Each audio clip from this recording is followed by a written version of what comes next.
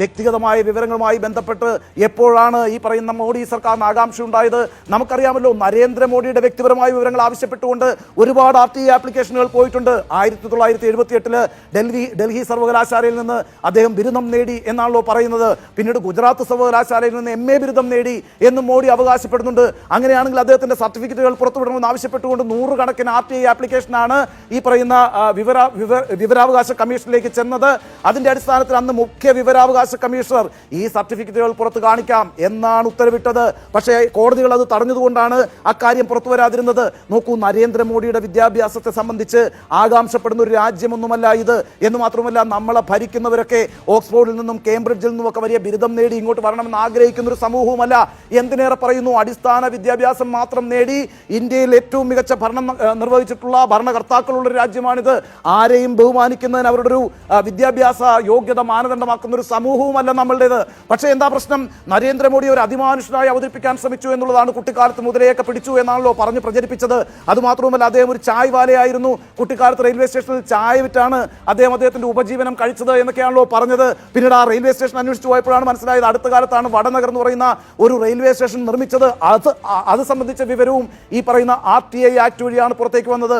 അപ്പോൾ ഈ വ്യക്തിഗതമായ വിവരങ്ങളൊക്കെ സൂക്ഷിക്കണം എന്നുള്ളൊരു പ്രശ്നത്തിലേക്ക് വന്നത് പോലും നരേന്ദ്രമോദി നേരിട്ട ഒരു പ്രതിസന്ധി ഉണ്ടായിരുന്നു. പിന്നീട് എന്താ സംഭവിച്ചത്?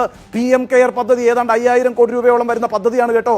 ആ പദ്ധതിയിൽ ഈ പറയുന്ന എങ്ങനെയാണ് പൈസ ചെലവഴിക്കുന്നതെന്ന് സംബന്ധിച്ചറിയാൻ പൊതുജനത്തിന് അവകാശമുണ്ട് എന്ന് പറഞ്ഞുകൊണ്ട് പലരും RTI ആപ്ലിക്കേഷനുമായിട്ട് ചെന്നപ്പോൾ അതിനെതിരായിട്ടാണ് PM കെയർ പദ്ധതി RTI ആക്ടിന്റെ പരിധിയിൽ വരില്ല എന്നൊരു നിയമം തന്നെ നരേന്ദ്രമോദി പാസ്സാക്കിയത്. ഇനിയിപ്പോൾ ഡിമോണിറ്റൈസേഷൻ, നോട്ട് നിരോധനം, എന്താ സംഭവിച്ചത്? കൊട്ടിഘോഷിക്കപ്പെട്ട് നടത്തിയ നോട്ട് നിരോധനം വഴി ഇന്ത്യയിലെ കള്ളപ്പണം മുഴുവൻ പിടിച്ചെടുക്കാൻ പോകുന്നു എന്നാണല്ലോ പറഞ്ഞത്. അതുമായി ബന്ധപ്പെട്ട് ഒട്ടേറെ RTI ആപ്ലിക്കേഷൻ ഉണ്ടായി. അതിന്റെ അടിസ്ഥാനത്തിൽ പുറത്തു വന്ന വിവരം എന്താ?